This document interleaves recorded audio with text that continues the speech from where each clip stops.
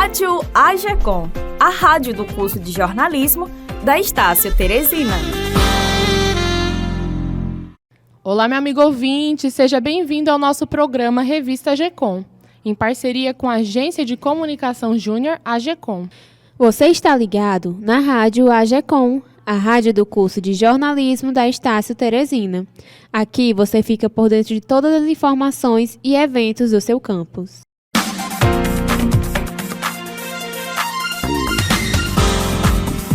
Revista AGECOM, o seu espaço diário de informação.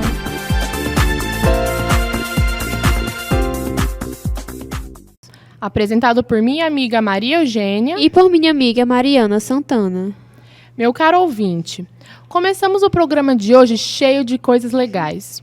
Hoje teremos o Informe AGECOM com notícias do seu campus, Teresina e do mundo. O quadro que é... Teremos o Dica de Estágios e o quadro Política é a Saída, apresentado por nosso querido professor Robert Bandeira. E quem vai comandar esse quadro é o nosso colega super competente Carlos Santos. Isso, Mariana. Fiquem ligados que vem muita coisa boa ainda. A coordenação do curso de nutrição convoca o corpo discente para participar do Centro Acadêmico de Nutrição da Faculdade Estácio de Teresina.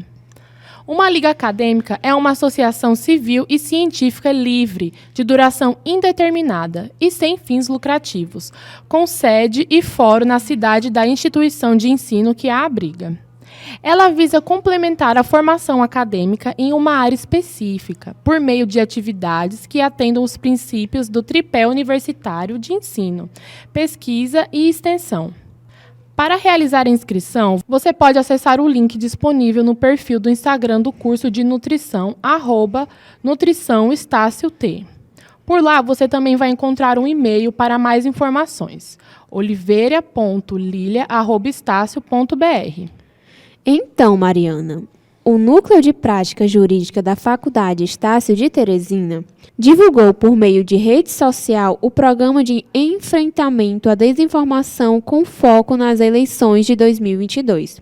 O programa foi instituído em 2021 pelo Tribunal Superior Eleitoral. Ele possui como objetivo combater os efeitos negativos provocados pela desinformação à imagem, credibilidade da Justiça Eleitoral, realização das eleições e aos atores envolvidos nas eleições. O programa possui 3 pilares: combater a desinformação com a informação, por meio da criação e disseminação da informação verdadeira. Então, Maria Eugênia, é importante combater a desinformação com capacitação e combater a desinformação com foco em controle de comportamento e, excepcionalmente, controle de conteúdo. O programa foi criado a fim de combater a desinformação através de acordos com grandes plataformas digitais que irão disseminar à internet as informações verídicas sobre as eleições. Para ver o conteúdo completo, você pode visitar o Instagram do Núcleo de Prática Jurídica da Faculdade Estácio de Teresina, que é o Instagram NPJ-Estácio-THE. Uma cratera se abriu na calçada próxima ao balão que liga as avenidas Raul Lopes e Jockey Club, próximo ao Shopping Riverside. Devido às chuvas que caíram em Teresina na última segunda-feira, 18, o trecho onde a cratera se abriu foi comprometido por baixo e os pedestres, que costumavam fazer exercícios no local, precisavam caminhar pela avenida. A cratera se abriu próxima à estação elevatória de esgoto Riverside, responsável pelo bombeamento do esgoto até a estação no qual será tratado. Em nota, a Superintendência das Ações Administrativas Descentralizadas da Zona Leste informou que a área afetada já estava sinalizada e que na terça-feira, 19, iria começar a recuperar o trecho. Está cada vez pior a situação das ruas e avenidas da nossa cidade. Agora, uma informação muito importante, meus amigos. Na última segunda-feira, 18, os serviços do Espaço Cidadania do Shopping Rio Poti foram retomados normalmente. O local esteve fechado na última semana para a realização de uma reforma. De acordo com o superintendente de gestão administrativa da Secretaria de Administração e Previdência, Felipe Monteiro, os atendimentos foram suspensos porque os cidadãos manifestaram desconforto com a quantidade de ruídos durante o atendimento e que a reforma conseguiu reduzir o barulho em 20%. O local funciona das 7h30 às 19 horas, de segunda a sexta. Para ser atendido, o cidadão precisa realizar o agendamento no site portal.pi.gov.br/agendamento. Mariana. O Ministério da Educação ampliou o prazo para os aprovados na lista de espera do programa Universidade para Todos 2022 confirmarem os seus dados. Os pré-selecionados terão até o dia 20 de abril para confirmar as informações na instituição de ensino superior em que foram aprovados, para ter direito à bolsa de estudos. Antes, o período era de 8 a 13 de abril. O MEC fez um anúncio em uma publicação no Diário Oficial da União no dia 14. O ProUni seleciona candidatos para bolsas parciais e integrais em universidades particulares. Um dos critérios de seleção é o desempenho dos candidatos no Enem. A lista de espera é a última etapa de seleção do programa. Em Maria Eugênia, o plenário da Câmara dos Deputados aprovou na última segunda-feira, 18, um texto base de uma medida provisória que cria o programa Internet Brasil. O programa promete promover o acesso gratuito à internet em banda larga móvel aos alunos da educação básica da rede pública de ensino pertencente a famílias inscritas no Cadastro Único para Programas Sociais do Governo Federal. A iniciativa alcançará os alunos do CadÚnico, matriculados também nas escolas das comunidades indígenas e quilombolas e nas escolas especiais sem fins lucrativos que atuam exclusivamente nessa modalidade. O acesso deverá ser garantido pela distribuição de chip, pacote de dados ou dispositivo de acesso aos alunos, principalmente celulares. O acesso gratuito à internet poderá ser concedido a mais de um aluno por família. A medida aprovada não define quando o programa passará a funcionar. Por se tratar de uma MP, a proposta precisa ser analisada pela Câmara e o Senado em no máximo 120 dias a partir da sua publicação, para que não perca a validade. O prazo expira em 17 de maio. Maria Eugênia, essa notícia nos dá uma animada, né? Tantas pessoas que ficaram sem estudar no começo da pandemia por conta da falta de acesso à internet. Meus amigos, a Prefeitura do Rio de Janeiro divulgou na semana passada, quinta-feira, 14, o esquema operacional para o Carnaval de 2022. Por causa da pandemia de Covid-19, a festa ficou restrita aos desfiles das escolas de samba na Marquês de Sapucaí e na Intendente Magalhães, além das atrações do Terreirão do Samba. Enquanto os desfiles precisam ter sua data transferida para abril, no feriado de Tiradentes, o Carnaval de Rua foi cancelado, no Centro de Operações Rio. Representantes de diversos órgãos da Prefeitura detalharam a operação. No Sambódromo, serão 6 dias de desfile. Na quarta e na quinta, serão realizados os desfiles da Série Ouro, organizados pela Liga RJ. Na sexta e no sábado, acontecem as apresentações da escola do Grupo Especial da Liga Escolas de Samba. E no domingo, será a vez dos desfiles das crianças. A apuração acontecerá no dia 26 de abril, na Apoteose, e no dia 30, as 6 escolas mais bem colocadas do grupo especial voltam a desfilar. Theo Costa Ribeiro é o brasileiro mais novo a entregar a seleta sociedade de pessoas de alto QI, conhecida como Mensa Internacional. O menino tem apenas 5 anos e possui uma capacidade intelectual de uma pessoa de 15 anos. Os pais do menino moram em São Paulo e foram procurados por teste de QI fora do país para comprovar o alto nível intelectual dele. O garoto foi submetido a um teste de 6 dias e fez 146 pontos, equivalente a 99,8 de percentual, o que comprova que apenas com 5 anos o garoto tem a capacidade intelectual de uma pessoa de 15 anos. Antes de Theo Costa, o brasileiro Gustavo Saldanha, de apenas 8 anos, tinha sido o brasileiro mais novo aprovado pela Mensa Internacional, com uma pontuação de 140 pontos, ou 99,6 percentual. No quadro que é de hoje, falaremos sobre ansiedade, doença que tem um aumento de casos nos últimos anos e vem afetando a sociedade em geral e tem sido frequente em escolas, faculdades e universidades. No último dia 8 de abril, aconteceu um caso na Escola de Referência em Ensino Médio Ageu Magalhães, em Casa Amarela, na zona norte de Recife. O Serviço de Atendimento Móvel de Urgência, que foi acionado na escola, informou logo após o atendimento que os estudantes apresentavam sudorese, saturação baixa e taquicardia.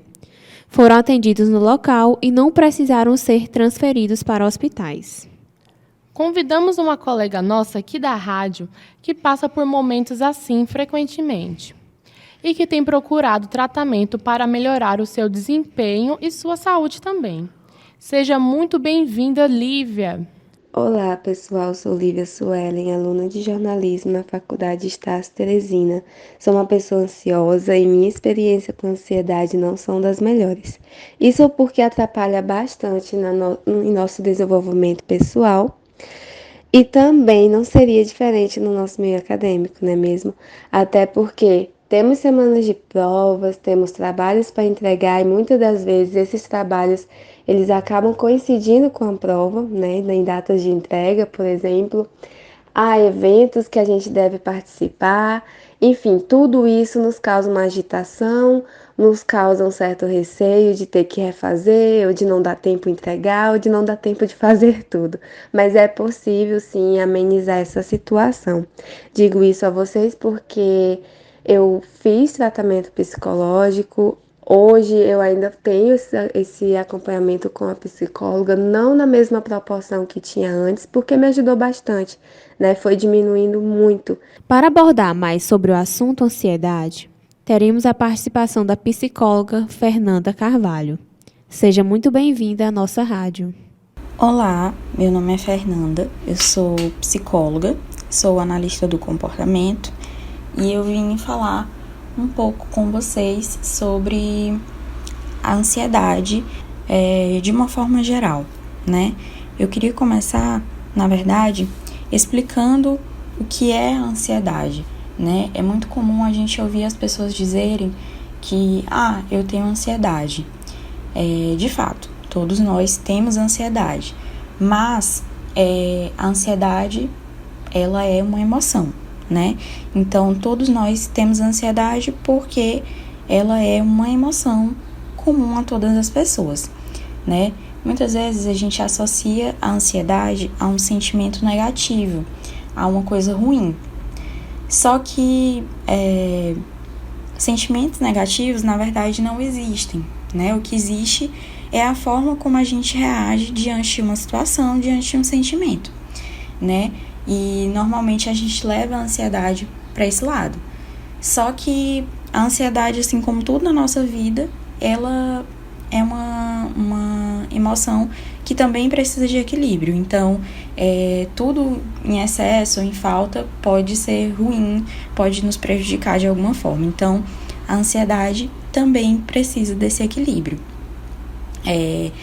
Então, assim, ela pode ser ruim no sentido de que ela pode nos paralisar, ela pode fazer com que a gente não consiga levar algo que a gente planejou adiante, mas ela também pode motivar a gente ou ela pode nos colocar num estado de alerta em uma situação de perigo, né? E aí eu queria falar sobre justamente essa diferenciação, né, da ansiedade normal, que é essa emoção que a gente sente, para uma ansiedade patológica. A ansiedade normal é, como eu disse, né, essa emoção. Então, ela é tipo um mecanismo de defesa do nosso corpo, que vai, por exemplo, atuar nos mandando sinais de alerta, né? Então, pode ter sintomas que vai depender de cada pessoa. E a crise de ansiedade, ela não é normal, né? Vamos dizer assim. Mas ela pode acontecer. O que vai fazer com que se torne um transtorno ou algo mais sério é justamente a frequência com que ela acontece, a intensidade com que ela acontece, a intensidade dos sintomas e o contexto em que essas crises acontecem. Já a ansiedade patológica, né, é de fato um transtorno mental. E aí precisa ser diagnosticado com um profissional. E essa ansiedade patológica, ela já é algo que acontece de forma excessiva, né, que acontece com muita frequência e que é muitas vezes desproporcional com a realidade. Essa ansiedade, para que ela seja considerada patológica, das características é que ela precisa gerar um prejuízo significativo em todas as áreas da sua vida, né? O diagnóstico, como eu disse, ele é feito justamente através de profissionais, né? Através de psicólogo, psiquiatra, enfim. Muito obrigada a Lívia, nossa colega aqui da rádio, e a psicóloga Fernanda Carvalho. Fiquem à vontade para voltarem sempre aqui na nossa rádio. O primeiro estágio de hoje é na área de marketing. Para concorrer a esta vaga, você deve estar cursando publicidade e propaganda ou marketing ou áreas afins, a partir do 5º período. Ter conhecimento em pacote Office e Adobe.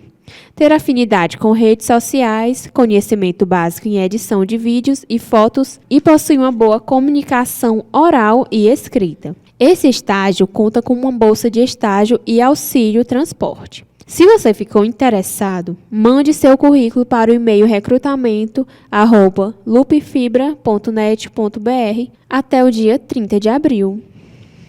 A próxima dica de estágio é na área de arquitetura paisagística. Para estar apto a essa vaga, você deve estar cursando arquitetura a partir do 4º período, gostar de plantas, ter domínio em AutoCAD, SketchUp, Lumion, bônus de habilidades Revit e Photoshop, e ser uma pessoa interessada, proativa e organizada. Se ficou interessado, envie seu currículo para o e-mail estudiobotani@gmail.com com o assunto Estágio de Arquitetura T. E para finalizar as dicas de estágio de hoje, trouxemos o Felipe Mendes, que é gerente de marketing da UNITA Centro Médico, para falar para vocês sobre 2 vagas de estágio na área de social media e uma vaga na área de filmmaker. Olá, me chamo Felipe, sou gerente de marketing da UNITA Centro Médico e estou à procura de 2 vagas para social media, sendo que uma das vagas é obrigatório que seja uma mulher, pois aqui a maior parte dos pacientes são mulheres. Estamos à procura de alguém que faça produção de conteúdos e textos para as redes sociais, acompanhamento no dia a dia do médico responsável na clínica e no hospital, responder mensagens, comentários, interagir com clientes e seguidores nas redes sociais, usar Photoshop em nível básico, tá? Na produção de conteúdos para publicação, ser responsável com horários, tá? E ali saber conversar com todos os outros funcionários. O requerimento básico aqui para concorrer à vaga de estágio é estar cursando publicidade, propaganda, marketing ou design gráfico. Também é aceitável aí se estiver cursando o curso de jornalismo, tá bom? Noções básicas de copywriting, produções de conteúdo, textos e planejamento para as redes sociais e disponibilidade de um turno. A outra vaga que estamos o outro concorrente para outra vaga que estamos procurando é filmmaker, tá? Basicamente ele vai ter que fazer, ele vai ter que produzir, tá? Conteúdos visuais, vídeos e fotos, acompanhamento no dia a dia dos médicos responsáveis na clínica e no hospital, tá? Edição de fotos e vídeos, apoio de filmagens e lives, apoio no processo de ideias e roteirização de vídeos, ser responsável com horários, ser ágil com demandas, organização no ambiente de trabalho, tá? E lembrando que essa vaga ela não é estágio, essa vaga aqui já é fixa, tá bom? É de segunda a sexta, tá? Tendo o horário comercial ali, tá bom? Por favor, o interessado nessas vagas enviar um portfólio ou currículo para mkt unitacentromédico.com.br. Boa sorte! Muito obrigada, Felipe.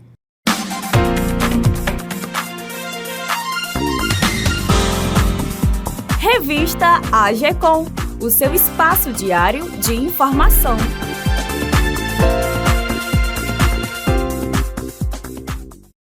Olá, amigos e amigas ouvintes da Rádio Revista AGECOM. Estamos começando mais um quadro Política é a Saída. Me chamo Carlos Santos e para abrilhantar mais ainda esse quadro, fazendo uma participação para lá de especial nesse quadro comigo, professor Robert Bandeira, sociólogo político, mestre em políticas públicas, doutorando em sociologia, coordenador de pesquisa e extensão e internacionalização e professor da Estácio Teresina. Professor, obrigado pela sua colaboração mais uma vez. Seja bem-vindo. Obrigado, Carlos. É sempre um prazer contribuir aqui com o quadro A Política é a Saída. Então, professor, hoje falaremos sobre a crença e a política. Bom, professor, podemos considerar que a crença está presente nas relações sociais e a religião é um dos fatores que influenciam agentes sociais, comunidades e até pessoas em determinadas tomadas de decisões. Diante desses fatos, para os autores Max Weber e Karl Marx, a religião também exerce influência sobre as práticas institucionais, tanto na política como na economia. Essas práticas podem influenciar também hábitos e atitudes de uma sociedade, mesmo que não representem fatos e evidências concretas.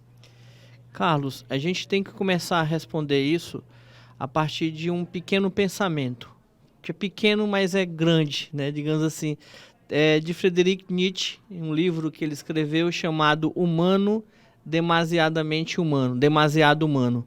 Ele fala uma frase mais ou menos assim: as crenças fortes, elas não passam de uma crença que é forte. Não necessariamente aquela crença ela é algo de fato que acontece. E aqui eu queria fazer uma pequena distinção entre fato e a crença ou uma verdade, porque a crença ela pode se transformar numa verdade. Lembro do Maquiavel, no livro O Príncipe, que ele vai dizer que uma mentira contada 100 vezes vai se tornar uma verdade, porque ela acaba fazendo com que as pessoas acreditem naquilo. E aí, mais à frente, né, no nazismo, o Goebbels ele trouxe uma frase complementando, né, multiplicou por 10 aquilo que Maquiavel falou.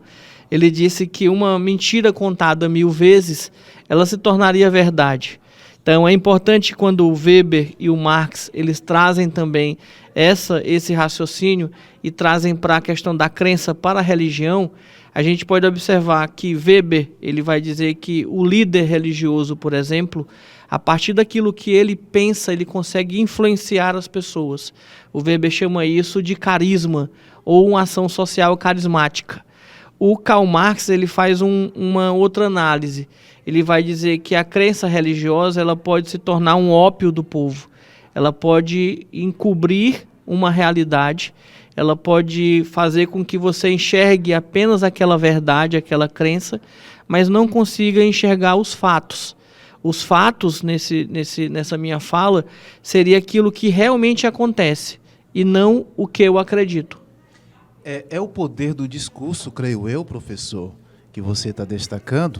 O poder do discurso que é importante nessa sua fala que você destacou, né?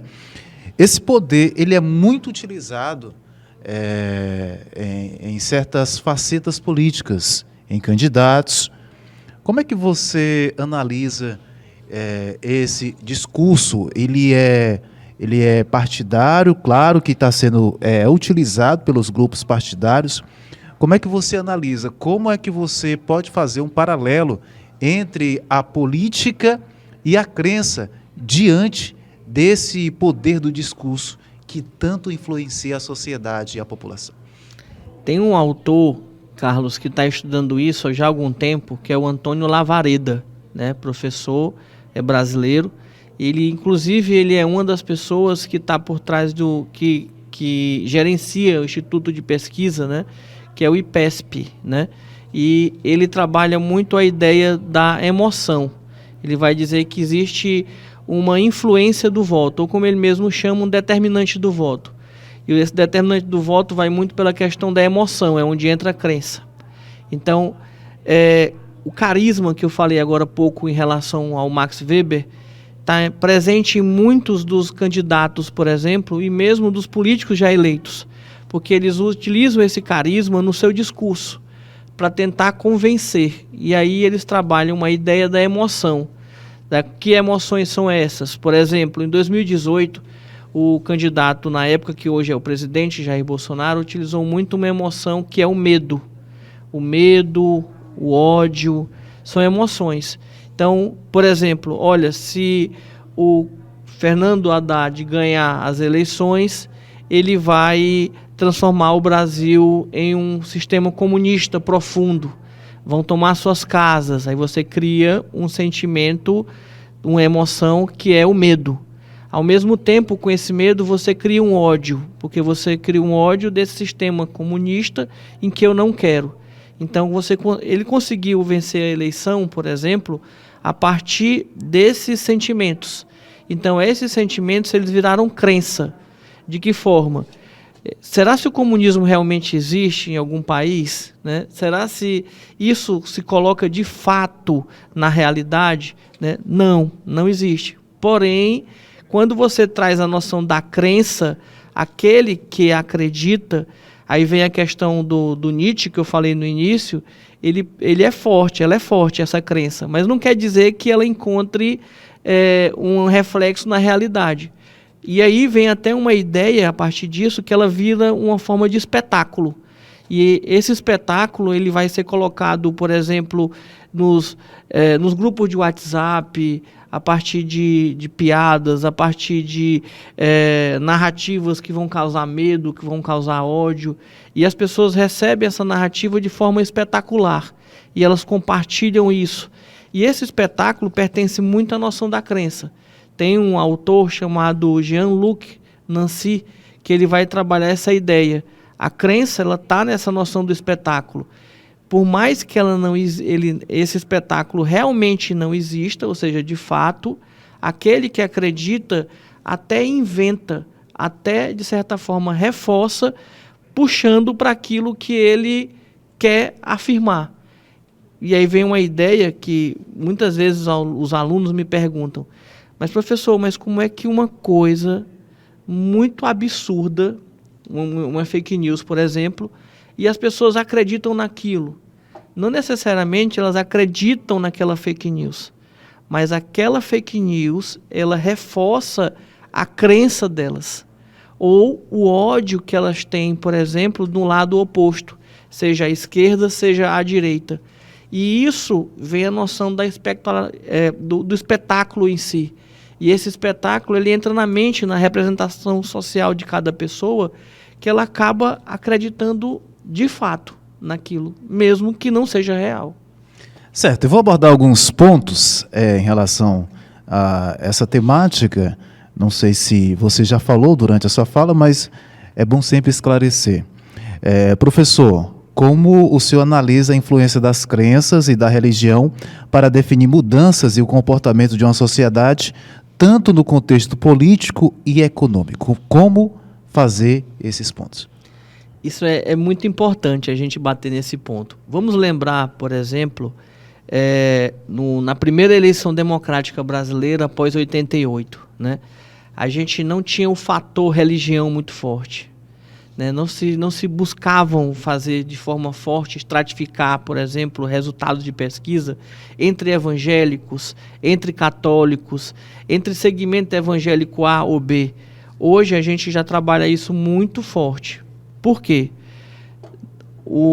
A população evangélica ela vem crescendo cada vez mais no nosso país. Ela já representa aproximadamente 30% da população religiosa, vamos assim dizer, que se diz que é religiosa. Então, isso é importante, porque é um extrato muito grande da sociedade. Se a gente pegar a última eleição, a de 2018, quando os evangélicos decidiram apoiar Jair Bolsonaro, já no finalzinho, vários gráficos, vários institutos de pesquisa demonstraram que eles conseguiram decidir as eleições no segundo turno. Ou seja, então o fator religião ela é muito forte hoje nesse cenário. Tanto é que tanto o Lula quanto o Bolsonaro, nesse momento, eles estão travando queda de braço a partir dos católicos, dos evangélicos, estão conversando com essas alas e estão se referindo a uma tendência política, mas dentro da religião, cada um buscando votos ali dentro. Mas por que isso influencia de fato? Porque os discursos dos líderes religiosos, eles importam bastante para os fiéis. E aí vem novamente Max Weber, que é a questão do carisma, porque o pastor ou o padre disse lá no culto ou na missa que fulano é bom, então a gente tem que votar nele. E acaba que a pessoa, muitas vezes, ela não vai à crítica, e aí vem o que o Marx disse, o Karl Marx. Por que as pessoas, os fiéis, não criticam bastante a palavra do líder religioso, do carismático? Porque você está na ideia do Marx, que seria o ópio, ou seja, você não consegue enxergar. Porque se eu for contra o meu líder religioso, eu seria até taxado e receberia até pressão social dos meus pares, que eu estou questionando isso. E aí vamos para a religião. Na religião traz uma noção da fé. E os líderes religiosos como um todo, eles falam, a fé não se questiona. Por que não se questiona? Porque Deus quis assim. Então, vem a ideia desses discursos dos líderes religiosos ser muito fortes. E reforça cada vez mais a crença. E aí nós estamos observando a influência da religião enquanto crença na tomada de decisão política. Esse público que é o público evangélico, na minha concepção, professor, está sendo um público bastante representativo e, de certa forma, disputado nessas eleições de 2022. Não sei se você concorda, eu queria que você falasse sobre esse ponto. Bastante. Hoje, tanto Lula quanto Bolsonaro estão centrando suas forças principalmente nos evangélicos. Porque os evangélicos, no segundo turno em 2018, decidiram uma eleição. Nós estamos falando de um extrato de 30% aproximadamente da população. Então, tem muita força. Hoje, qual é a ideia, por exemplo, do Lula? É ganhar espaço entre os evangélicos para ganhar espaço. O PT, o Lula, ganhando espaço dentro dos evangélicos, significa retirar terreno do outro lado, que é do Bolsonaro. O Bolsonaro, por sua vez, está tentando manter e buscando conquistar mais espaço. E isso significa um cenário pior para o Lula. Agora, observa-se também um posicionamento de alguns líderes religiosos com relação a ações desses possíveis candidatos, né? Alguns já se manifestaram na imprensa em relação a isso. E é interessante que também influencia, como você bem destacou, o seu público-alvo, né, professor? A ideia de temas, né, que são gargalos, vamos chamar assim, por exemplo, o aborto, e isso é um prato cheio, praticamente, da influência da crença religiosa na política. O Brasil, ele é um país muito cristão, bastante cristão. Eu estou dizendo cristão porque ele é tanto católico, apostólico romano, quanto evangélico, são os que acreditam em Cristo, né, em si. Mas o Lula recentemente falou na questão em relação ao aborto.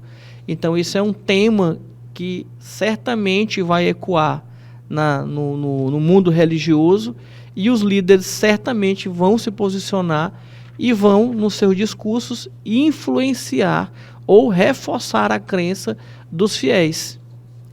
O senhor acredita que existe um limite de influência política em uma determinada sociedade, até que pode-se considerar legal essa influência do ponto de vista jurídico, professor? Recentemente, Carlos, a gente está observando o TSE se movimentando em relação a isso, né? E aí vem aquela ideia, mas eu sou livre, eu não posso falar aquilo que eu quero. Aí esse é um problema muito antigo, que as pessoas de hoje estão tentando resgatar.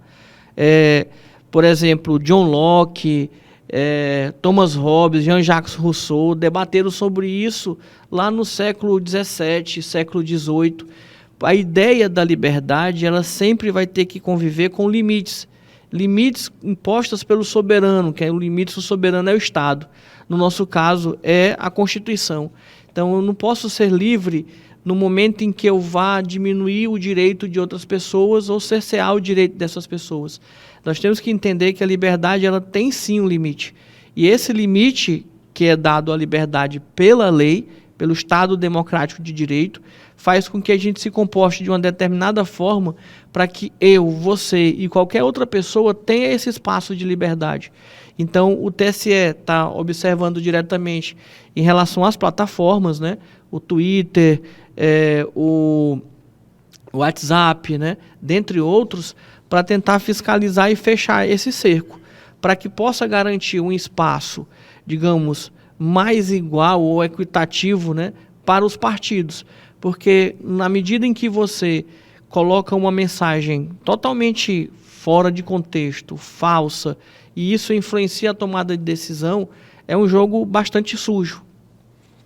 Fake news, você destacou bem agora mesmo na sua fala, e a gente vai falar justamente sobre isso a partir de agora, né? Com o avanço da tecnologia das redes sociais, surgiu essas chamadas fake news. Essas práticas estiveram cada vez mais atuantes no cenário político, professor. Como é que você avalia esse ponto? O que acontece, né, a gente pode chegar, né, a gente não vai ser ingênuo de dizer que isso começou agora, né? Sempre existiram essas mentiras, né? Sempre existiram, mas essas mentiras não tinham uma dimensão que a rede social hoje tem. Hoje a rede social, eu até fiz uma brincadeira numa fala anterior, que o Maquiavel, ele disse que uma mentira contada 100 vezes se torna verdade, né? E o Goebbels multiplicou por 10, né? Seria 100 por 10, seria 1000. E hoje a gente está praticamente envolto no sistema das redes sociais. Quando a pessoa compartilha algo, milhões de pessoas ao mesmo tempo, em poucos segundos, têm acesso àquela matéria ou àquela notícia falsa. E, infelizmente, a gente recebe aquilo e já olha, e aí entra a crença. Se eu acredito naquilo, eu recepciono aquilo como um argumento a mais para mim. E aí eu espalho novamente nos grupos que eu quero ou rivalizar, ou que eu quero reafirmar. Peço para que as pessoas repassem para outros e outros grupos. Então as pessoas, quando recebem aquilo, muitas vezes, elas já veem aquilo como verdade. E uma coisa que é bem sintomática da gente, onde é que o brasileiro ou a brasileira hoje, médio, elas recebem as informações? Infelizmente, e eu digo infelizmente porque recebe qualquer tipo de informação, é pelo WhatsApp. E não é filtrado. Não é um jornalista, uma jornalista formada, ética, com honestidade, que está transmitindo aquilo. E aí vai repassando, né? Vai repassando, é o que eu acredito. Pô, o Carlos acredita em coisa X, e ele repassa para o grupo dele, são as chamadas bolhas. E eu coloco para minha. Às vezes eu vejo, Carlos, uma coisa bem parecida com isso, de reforço. Uma pessoa pega uma pesquisa científica que saiu, aí diz lá, olha, vou pegar a realidade aqui, o Lula está na frente do Bolsonaro. O cara, eu não acredito muito nessa pesquisa, não. Aí uma pessoa que né, por exemplo, um torcedor, um fiel, sei lá, do Bolsonaro, né, eleitor, bota na sua própria rede social e diz, bora pessoal, sem confusão, você votaria em Lula ou Bolsonaro? Aí Bolsonaro ganha mais ou menos de 90% de lavada, né? Aí o pessoal está vendo como essa pesquisa é falsa.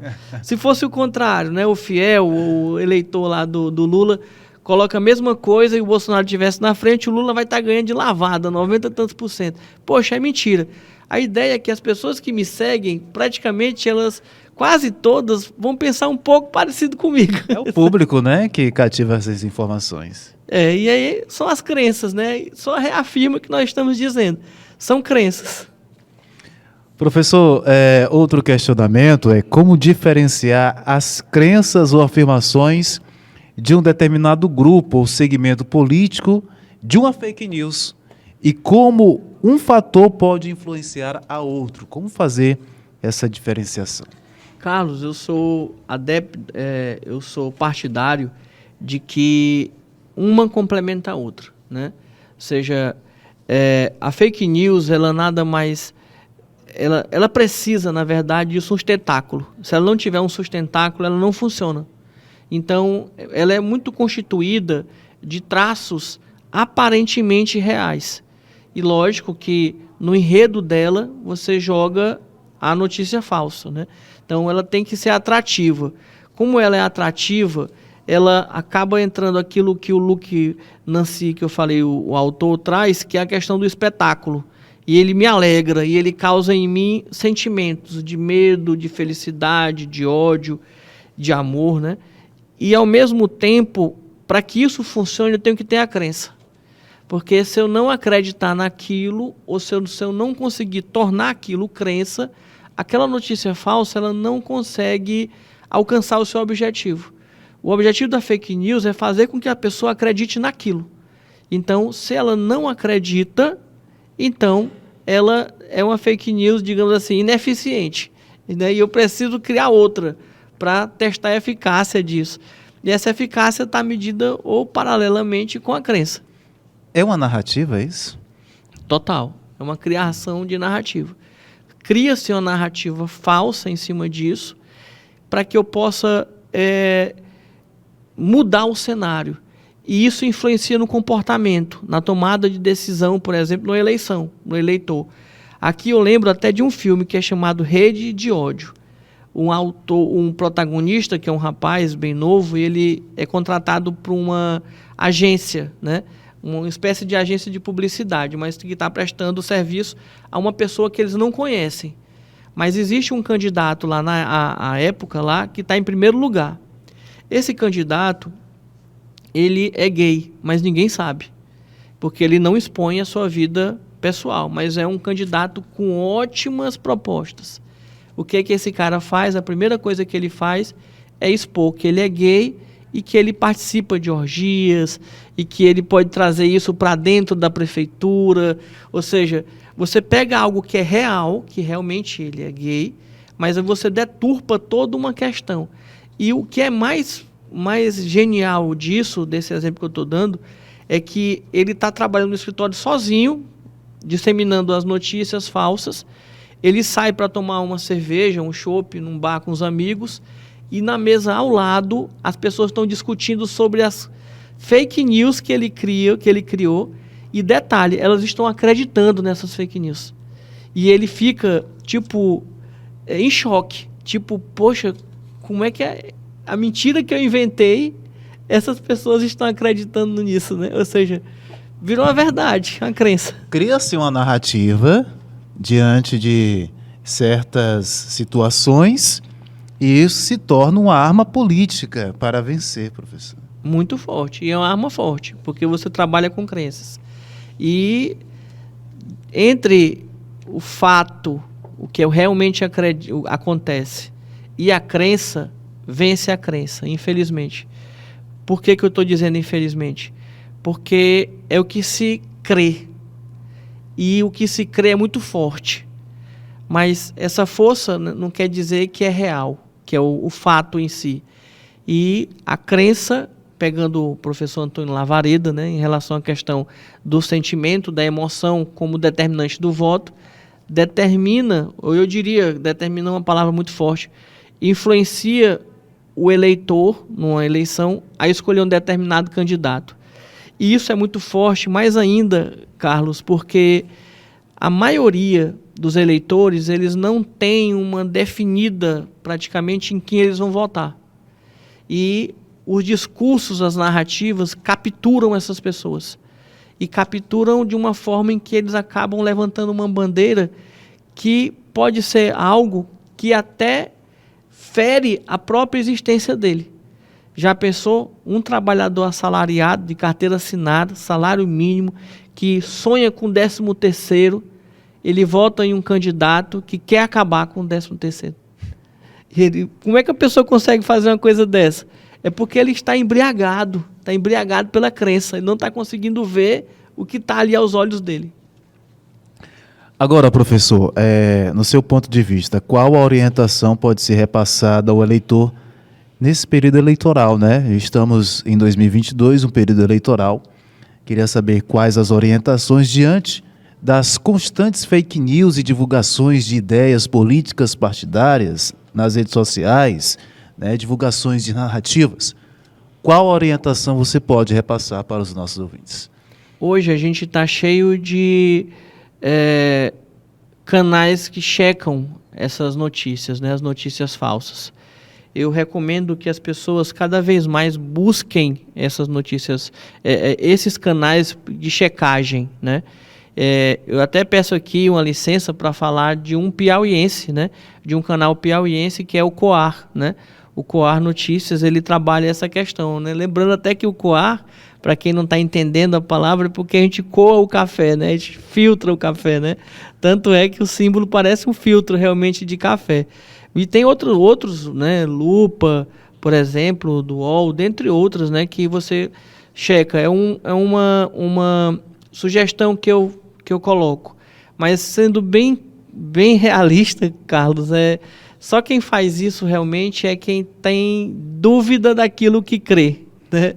Aquele que crê dificilmente vai fazer isso. Por isso que eu digo que a narrativa eleitoral ela vai se basear muito na noção moral das emoções, do ódio, do medo, do amor, do apoio, né? E quem pensa desse jeito não precisa verificar nada. Aquilo já é fato e pronto. Professor Robert Bandeira, mais uma vez agradecer a sua colaboração e participação aqui no quadro Política é a Saída, sempre com argumentos válidos e posicionamentos consistentes. Fique à vontade para as suas considerações finais. Então, por fim, só agradecer, pedir para que as pessoas analisem, leiam, para que as pessoas verifiquem realmente se o candidato que ela quer votar, o que foi feito pelo país, o que o outro fez, o que deixou de fazer, buscar, né, e avaliar até a partir do que a gente realmente tem. Eu sei que é difícil, mas a gente se esforçando cada vez mais, a gente consegue, né? Agradecer aí ao pessoal que escuta a gente, né?